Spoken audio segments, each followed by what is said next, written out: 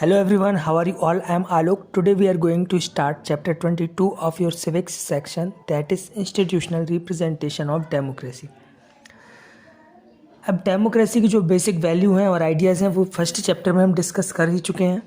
अब इसमें हम देखेंगे कि जो डेमोक्रेसी है इंडिया में कैसे फॉर्म है वो। तो आपको पता ही होगा कि यहाँ पर रिप्रेजेंटेटिव गवर्नमेंट फॉर्म है, मतलब कि हम अपने रिप्रेजेंटेटिव चुनते हैं, फिर वो ऊपर जाके गवर्नमेंट को फॉर्म करते हैं, है ना, जिसे लेजिस्लेचर बोला जाता है। तो आपने देखा होगा कि जो सांसद चुनते हैं, हम विधायक चुनते हैं, सांसद जो चुनते हैं वो लोकसभा में जाके बैठते हैं और विधायक जो चुनते हैं वो विधानसभा में बैठते हैं। फिर वो पीपल्स के बिहाफ पे गवर्न करते हैं, है ना, गवर्नमेंट को पीपल्स के बिहाफ पे फिर वो चलाते हैं, तो उन्हें ही हम रिप्रेजेंटेटिव बोलते हैं। तो अब देखेंगे हम कि कैसे हमारे इंडिया में डेमोक्रेसी जो है वर्क करती है, कैसे इंस्टीट्यूशनल रिप्रेजेंटेशन है डेमोक्रेसी का वो वर्क करता है। तो इसमें सबसे पहला जो टर्म आता है वो है यूनिवर्सल एडल्ट फ्रेंचाइजी। तो अब फ्रेंचाइजी या फिर बोले सरफरेज, इसका मीनिंग क्या होता है? The right to vote in election, मतलब कि जो इलेक्शन है उनमें वोट देने का जो राइट मिलता है हमें, उसे ही बोलते हैं हम क्या, फ्रेंचाइजी और सरफरेज। अब दो टाइप की डेमोक्रेसी होती है, डायरेक्ट डेमोक्रेसी और इनडायरेक्ट डेमोक्रेसी।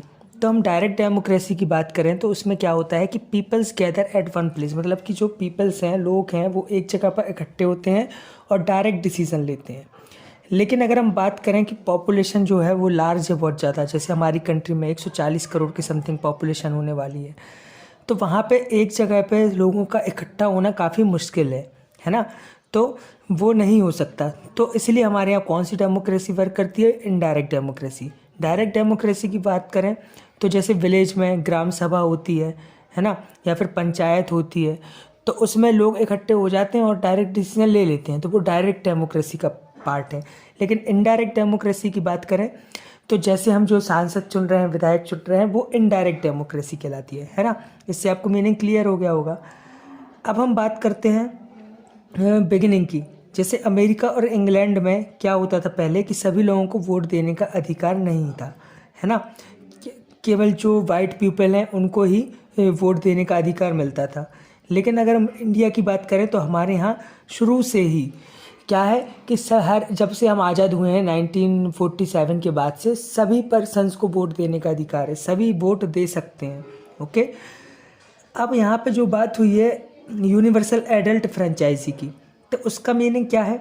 उसका मीनिंग ये है कि जो भी 18 साल से ऊपर का है हमारे यहाँ, है ना, वो वोट दे सकता है, इलेक्शन में पार्ट ले सकता है। इसे ही हम क्या बोलते हैं? Universal adult franchise. लगभग सभी कंट्रीज़ में सेम फार्मूला काम करता है कि जो 18 अबव है उनको इलेक्शन में वोट देने का राइट मिलता है। ओके, इसे हम क्या बोलते हैं? Universal adult franchise. अब इसके मेरिट्स क्या क्या हैं, क्या क्या इसकी अच्छाइयाँ हैं?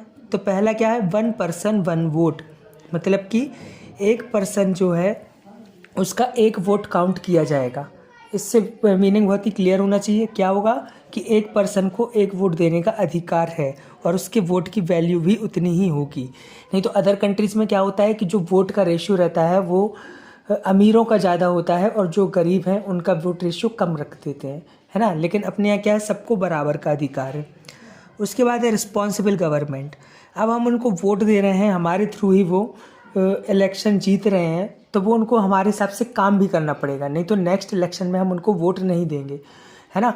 तो इस वजह से जो गवर्नमेंट है वो रिस्पॉन्सिबल होती है ना, अच्छे से काम करती है।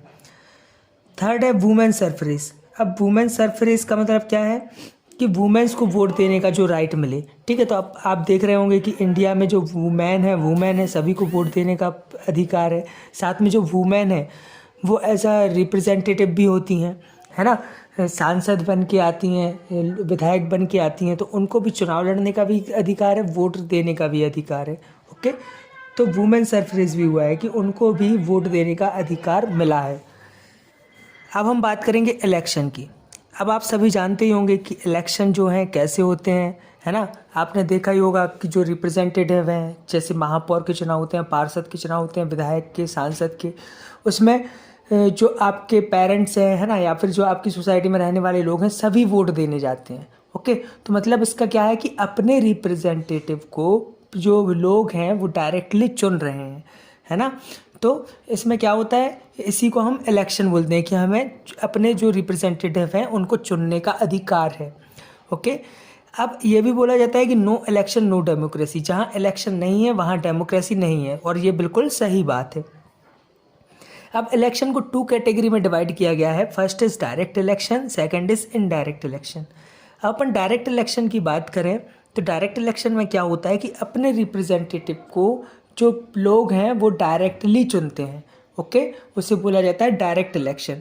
जैसे अपने यहाँ जनरली होता है सांसद, विधायक, महापौर, विधायक और पार्षद के चुनाव में, है ना, वहाँ पे हम अपने जो रिप्रेजेंटेटिव हैं ये सब इनको डायरेक्टली चुनते हैं। ओके, अब इसके मेरिट्स क्या क्या हैं, तो इसके मेरिट्स ये हैं कि जो मतलब रिप्रेजेंटेटिव है उसको डायरेक्टली हम चुन रहे हैं तो वो हमसे प्रॉमिस करेगा, है ना, कि ये काम हम आपको करके देंगे, और उसको वो काम करना भी पड़ेगा क्योंकि दोबारा भी उसको वोट मांगने हमारे पास ही आना है।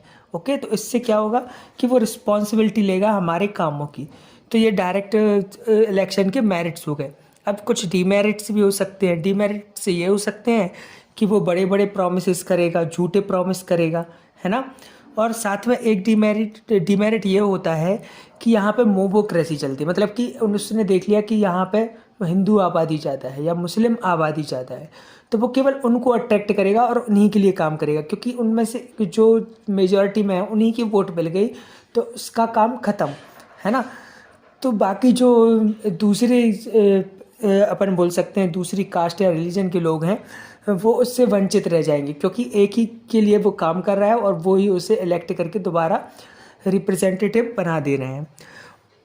और साथ में एक डीमेरिट और होता है कि आपने देखा होगा इलेक्शन में बहुत ज़्यादा वो लोग खर्च करते हैं, है ना, अपने प्रचार पे, अपने प्रसार पे बहुत ज़्यादा पैसा लुटाते हैं।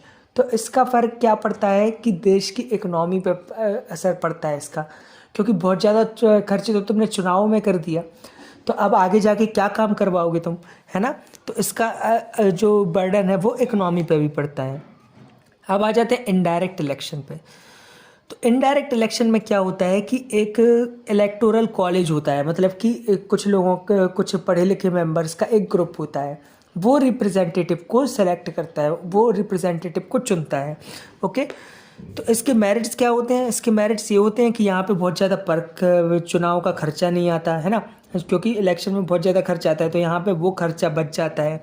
साथ में जो इलेक्टोरल कॉलेज में बैठे हुए मेंबर हैं वो एक्सपीरियंस्ड होते हैं, एजुकेटेड होते हैं, तो वो सही काम करने वाले बंदे को चुनेंगे एज अ रिप्रेजेंटेटिव।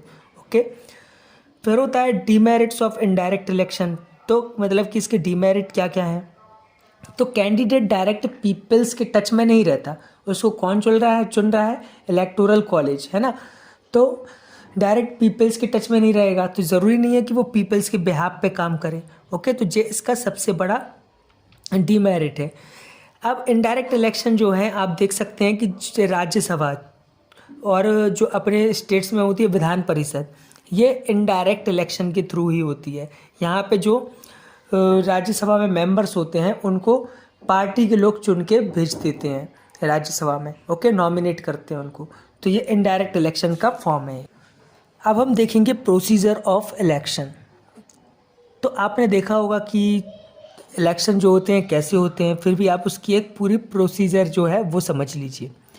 तो इलेक्शन के पहले क्या करते हैं कि होल जो कंट्री है उसको छोटी छोटी कॉन्स्टिट्यूएंसीज में डिवाइड कर देते हैं on the basis of population. अब किसी कॉन्स्टिट्यूशन की पॉपुलेशन ज़्यादा भी हो सकती है, किसी की कम भी हो सकती है। जैसे आपने देखा होगा कि हमारे स्टेट में जब इलेक्शन होते हैं तो सागर में अलग वोट होता है ना, और फिर यहाँ पे एक सुर्खी विधानसभा है वहाँ अलग वोटिंग होती है। ओके, मकरोनिया बाला क्षेत्र वो है अलग हो जाता है, नारियावली। तो ऐसे क्या होता है कि कॉन्स्टिट्यूएंसीज में डिवाइड कर दिया है। अब हर एक कॉन्स्टिट्यूएंसी से एक मेंबर खड़ा होगा, ठीक है, एक मेंबर जो है वो चुनाव के लिए खड़ा होगा। ओके, तो जितनी कॉन्स्टिट्यूएंसी होगी उतने नंबर ऑफ सीट्स होंगी, ठीक है। अब जो सीट्स रिजर्व करते हैं वो शेड्यूल कास्ट के लिए भी करते हैं, शेड्यूल ट्राइब्स के लिए भी करते हैं, और जनरल सीट्स भी होती हैं और ओबीसी सीट्स भी होती है। तो इससे क्या होता है कि जो कम्युनिटीज़ हैं अलग अलग जो पिछड़े लोग हैं उनको भी मौका मिलता है कि वो भी रिप्रेजेंटेशन में आगे निकल के आएँ।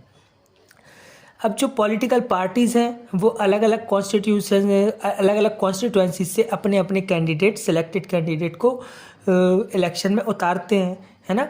अब जो कैंडिडेट होते हैं वो किसी पॉलिटिकल पार्टी से भी हो सकता है और इंडिपेंडेंट भी हो सकता है। अगर आप चाहें तो आप भी इलेक्शन में पार्ट ले सकते हैं, लेकिन आपकी एज 25 ईयर्स से अबव होना चाहिए, ओके। और गवर्नमेंट सर्वेंट जो है वो इलेक्शन में पार्ट नहीं ले सकता, ठीक है। तो ये 2 कंडीशन होती हैं, तो कोई भी इलेक्शन लड़ सकता है, ओके। अब जो इलेक्शन कमीशन है वो सभी को सिंबल असाइन करता है, सभी कैंडिडेट को। जैसे किसी पॉलिटिकल पार्टी से तो आपने देखा होगा बीजेपी वाले कमल का फूल, उनका वही सिंबल है। तो जो बीजेपी के कैंडिडेट हैं उनको कमल के फूल पे जो है उनका वो सिंबल रहेगा, और जो कांग्रेस वाले हैं उनका सिंबल रहेगा हाथ का पंजा, है ना। और जो इंडिपेंडेंट कैंडिडेट है, मतलब कि हमने बोला ना कि पॉलिटिकल पार्टी के अलावा कोई और भी इलेक्शन लड़ सकता है, जिसको अपन निर्दलीय प्रत्याशी बोलते हैं ना, तो उसको इंडिपेंडेंट कैंडिडेट है उसको एक अलग सिंबल मिलेगा, ओके। फिर क्या होता है, date for filling of nomination papers are fixed, मतलब कि आपको एक डेट दी जाएगी जब अपना नॉमिनेशन पेपर सबमिट करोगे कि मैं इलेक्शन में पार्ट लेना चाहता हूँ। एक फिक्स्ड अमाउंट आपको डिपॉजिट करनी पड़ेगी रिटर्निंग ऑफिसर को एज अ सिक्योरिटी, ठीक है। फिर एक डेट और फिक्स रहेगी कि आप अगर मन चेंज होता है कि इलेक्शन नहीं लड़ना चाहती तो वो आप नाम वापस कर सकते हैं वहाँ से, ओके। फिर नॉमिनेशन पेपर में कैंडिडेट्स को स्क्रूटनाइज्ड किया जाता है कि आपकी छवि तो खराब नहीं है, आपके कोई ऊपर केस तो नहीं है, आपका बैकग्राउंड चेक किया जाता है, फिर फाइनल किया जाता है कि आप इलेक्शन में पार्ट ले सकते हैं। उसके बाद आपने देखा होगा इलेक्शन कैंपेन होता है। इसे तो आप अच्छी तरह जानते होंगे कि क्या होता है, डोर टू डोर जो रिप्रेजेंटेटिव है वो मिलने आते हैं, हाथ पैर जोड़ते हैं, है ना, पम्पलेट डिस्ट्रीब्यूट करते हैं। फिर इलेक्शन जो है उसकी campaigning 48 hours before the start of polling, मतलब कि चुनाव के 48 घंटे पहले जो कैंपेनिंग है वो बंद कर दी जाती है, ओके। और जो इलेक्शन है वो 9 आवर्स के अंडर में होते हैं, जैसे कि सुबह 8 बजे से स्टार्ट हो जाएंगे और शाम को 5-6 बजे तक चलेंगे, है ना। तो क्या होता है, 9 आवर्स में आपकी वोटिंग वगैरह देती है। फिर उसके बाद वोटिंग मशीन और बैलेट बॉक्स पे चाहे ईवीएम मशीन हो चाहे आपका बैलेट पेपर से हो रहा है, वहाँ पे आपके सिंबल्स जो रहेंगे उस पे लोग आके जो भी है आपको इलेक्ट करेंगे, ओके। और एक फिक्स्ड डेट असाइन कर देते हैं काउंटिंग ऑफ वोट्स के लिए कि कितने वोट्स आपको मिले हैं, उसकी काउंटिंग होगी। फिर जिसको ज़्यादा वोट मिले हैं वही एज अ रिप्रेजेंटेटिव सामने आ जाएगा, ओके। अब हम पढ़ेंगे इलेक्शन कमीशन के बारे में। तो इलेक्शन कमीशन क्या है, इलेक्शन कमीशन एक बॉडी है जो free and fair election country में कराती है। अब इसमें 3 मेंबर्स की बॉडी होती है, मतलब इसमें 3 लोग रहते हैं। हेड ऑफ इलेक्शन कमीशन को हम बोलते हैं चीफ इलेक्शन कमिश्नर, जो कि प्रेसिडेंट अपॉइंट करता है। कौन अपॉइंट करता है इलेक्शन कमिश्नर को? प्रेसिडेंट।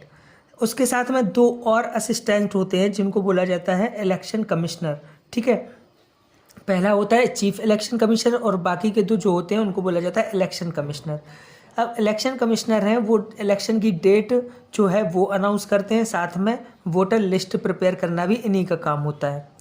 अब जो एडल्ट मेंबर होते हैं कंट्री के वो वोटर लिस्ट में उनका नाम जो है वो देखा जाता है कि उनका नाम आ जाए, जो 18 अबव है ना, उनको भी शामिल किया जाता है वोटर लिस्ट में।